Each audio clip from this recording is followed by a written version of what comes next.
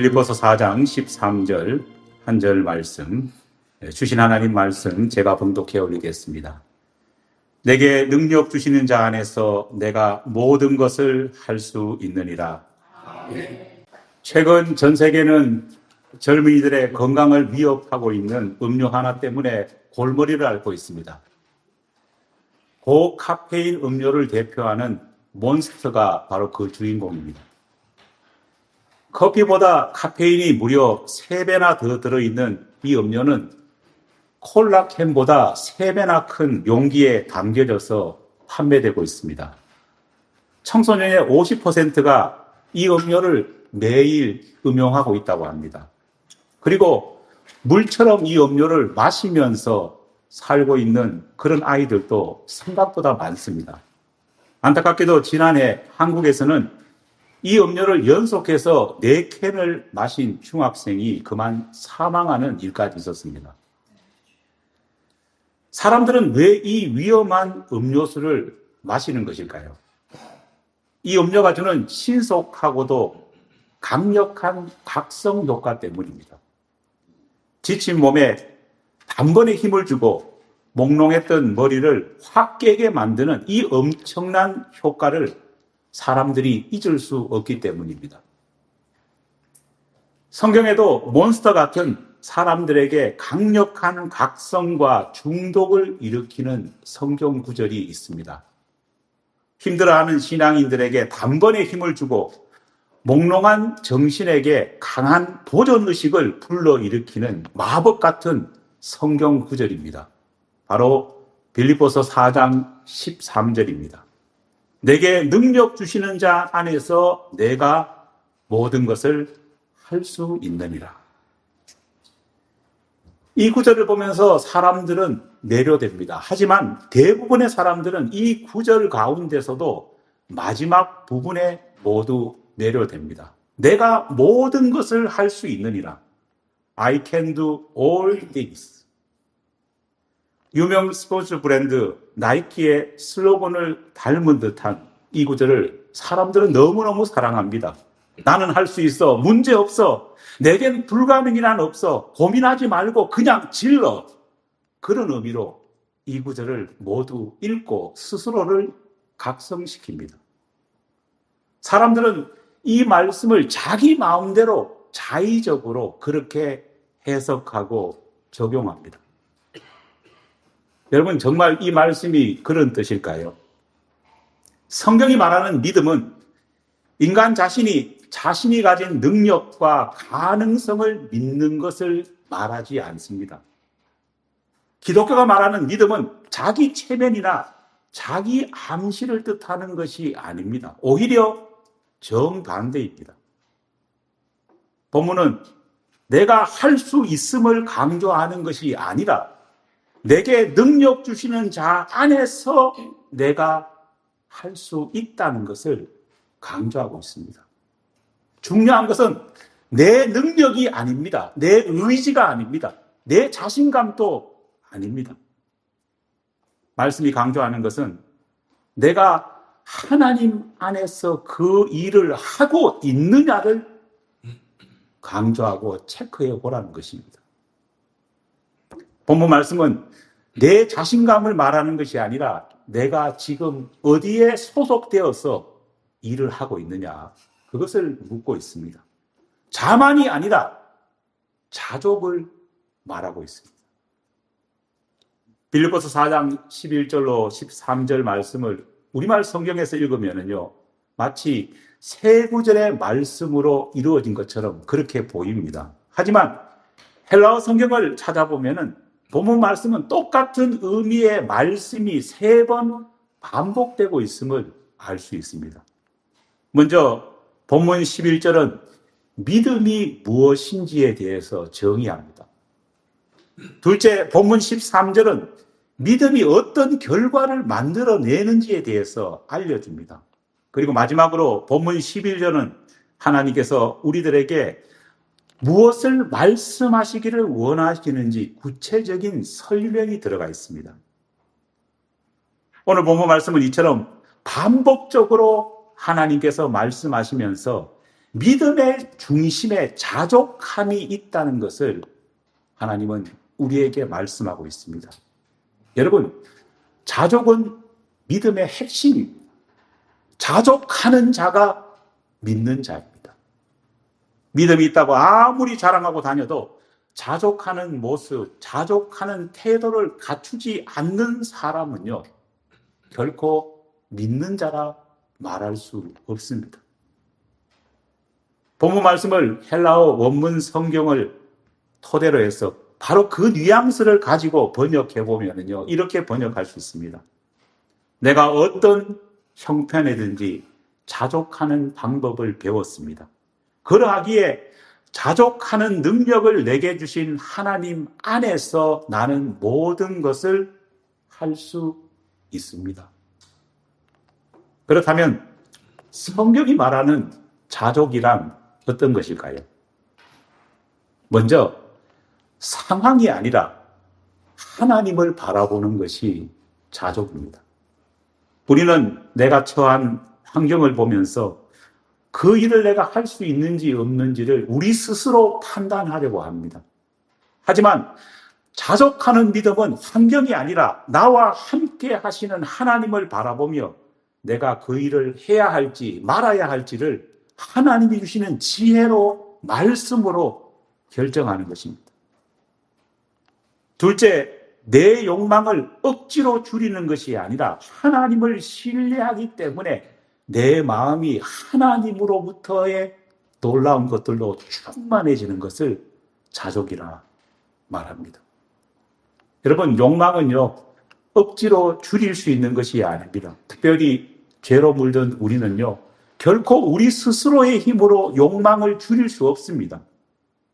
욕망이 욕심으로 나아가는 것을 막기 위해서는요, 노력한다고 되는 것이 아니라 하나님을 제대로 만나야지 제어할 수 있고 통제할 수 있습니다. 내가 가진 무엇을 나눌 수 있는 것도 하나님을 제대로 만나야지 기쁜 마음으로 나눌 수 있는 것입니다. 하나님을 제대로 만난 사람은 하나님을 신뢰하기 때문에 욕심을 부릴 필요가 없습니다. 하나님을 신뢰하면 자연스럽게 걱정, 근심은 사라집니다. 하나님께 내 걱정, 내 모든 근심을 맡기기 때문에 나의 마음 가운데는 평안이 찾아오는 것입니다. 내 모든 시험, 무거운 짐을 주 예수 앞에 아뢰이면, 같이 불러볼까요? 근심에 쌓인 날 돌아보사 내 근심 모두 맡으시네. 주 예수 앞에 내 모든 근심과 걱정을 맡길 때에, 근심에 쌓인 우리가 그분 앞에 맡길 때 그분이 내 근심, 내 걱정을 대신 져주시기 때문에, 맡아주시기 때문에 내 마음 가운데에 근심과 걱정이 사라질 수 있는 것입니다. 결국 그렇게 할 때에 하나님께서는 나 대신 모든 것을 이루어 주십니다. 내가 실패할 때도, 내가 방황할 때도 하나님은 일하시면서 나에게 가장 좋은 것들로 채워주십니다. 여러분, 인생 살면서요, 내가 원하는 대로 했다면 분명히 큰 문제가 생겼을 텐데, 나를 실패하게 하시고 나를 잠깐 중단하게 하신 하나님의 손길 때문에 더 나은 길로 내가 나아갈 수 있었던 경험들이 얼마나 많습니까? 셋째, 자족은 남과의 비교로부터 우리를 자유롭게 만들어줍니다. 여러분, 왜 우리는 늘 불안할까요? 남과 비교하기 때문입니다.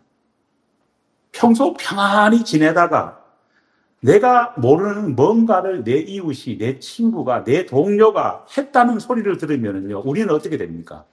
금세 불안해집니다. 내 자식이 공부를 잘하고 있다고 만족하고 있었는데 옆집 애가 갑자기 뭔가를 시작했다고 하면요, 우리는 어떻게 합니까? 큰일 났다. 불안에 떨기 시작합니다. 왜 나는 아무것도 하고 있지 않았지? 그동안 나는 뭘 하고 산 거야? 불안이 엄습해 옵니다. 걱정이 밀려옵니다.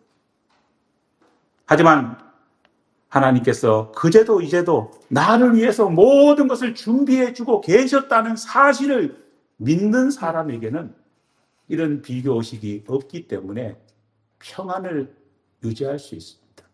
내 영혼 평안에 비교하지 않고 하나님이 나를 위해서 오늘도 일하시고 계신다. 가장 좋은 길로, 가장 완전한 길로 인도하고 계신다는 것을 믿을 때에 평안을 가질 수 있는 것입니다. 우리는 그저 주께서 말씀하시고 주께서 명령하신 것을 언제나 순종하며 따르고 살겠습니다. 결단할 때 우리는 자족할 수 있습니다. 여러분, 자족의 반대말은 부족이 아닙니다. 자족의 반대말은 탐욕과 염려입니다. 하나님을 믿지 못하기에 더 많은 물질을 쌓아두기 위해서 동분서주합니다. 하나님을 대신해서 믿을 수 있는 언덕을 만들기 위해서 우리는 노력하다가 결국은 욕심을 잉태하게 됩니다. 혹시라도 하나님이 나중에 충만하게 채워주시지 않으면 어떡하나 걱정하고 염려하고 두려워하는 그런 사람들이 바로 자족하지 못하는 사람의 모습입니다.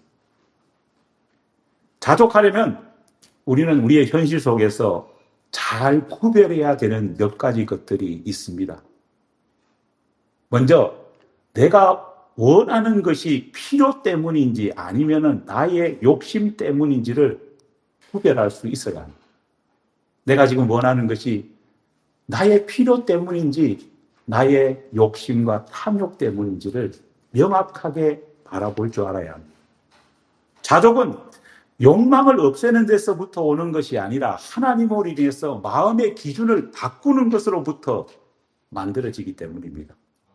우리의 필요는 하나님께서 이 세상에 우리에게 맡겨주신 사명을 이루기 위해서 우리는 무언가가 필요한 존재입니다.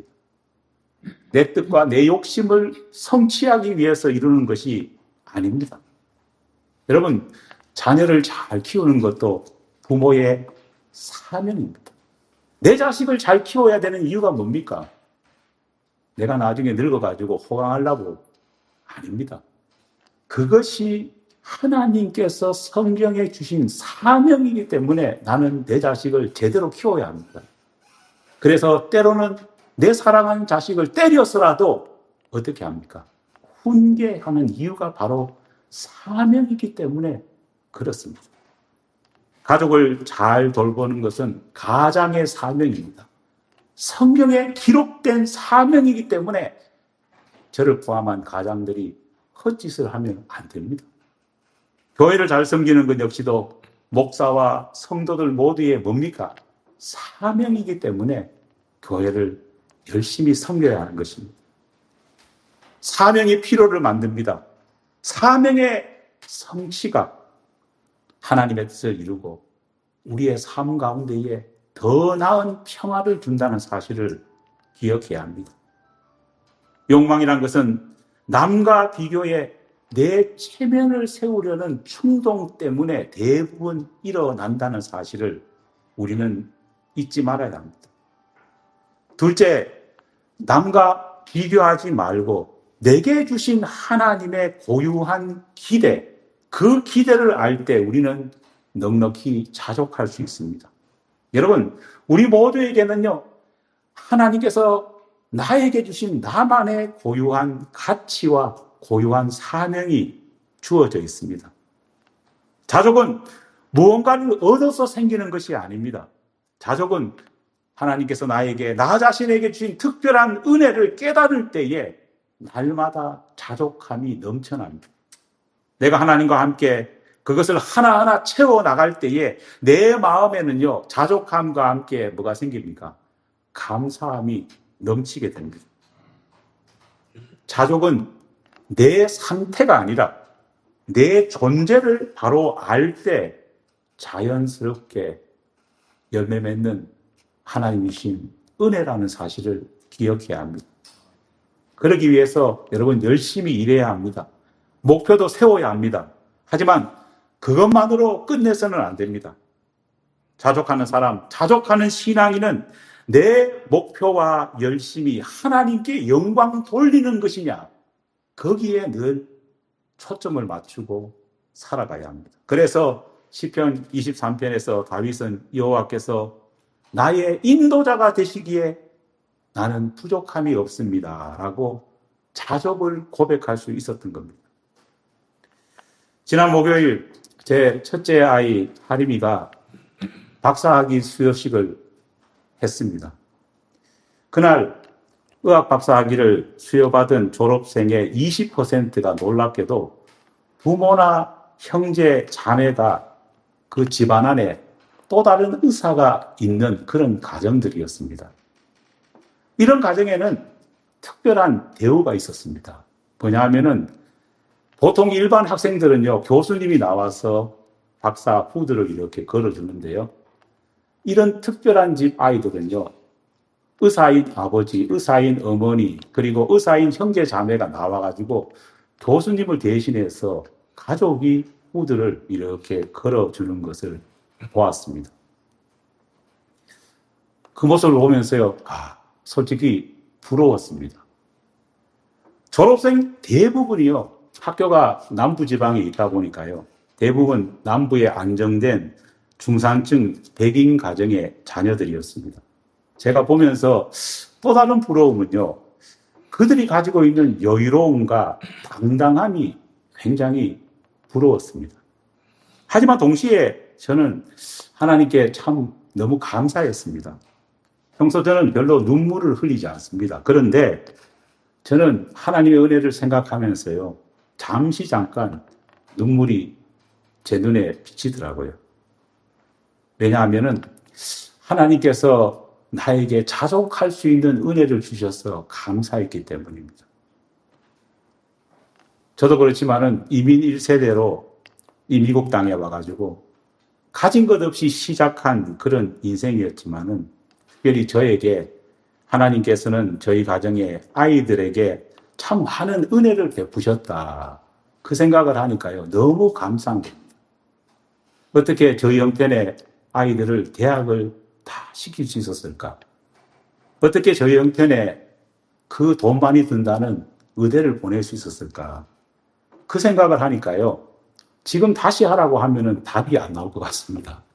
하지만은 생각해보면은 하나님이 시간 베풀어 주신 은혜가 너무 크고 감사했습니다.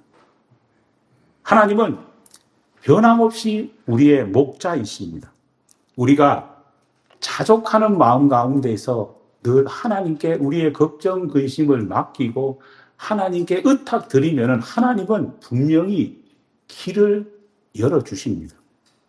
우리는 바로 그 능력 주시는 하나님 안에서 순종하며 나아갈 때에, 믿음으로 나아갈 때에 모든 것을 이룰 수 있습니다.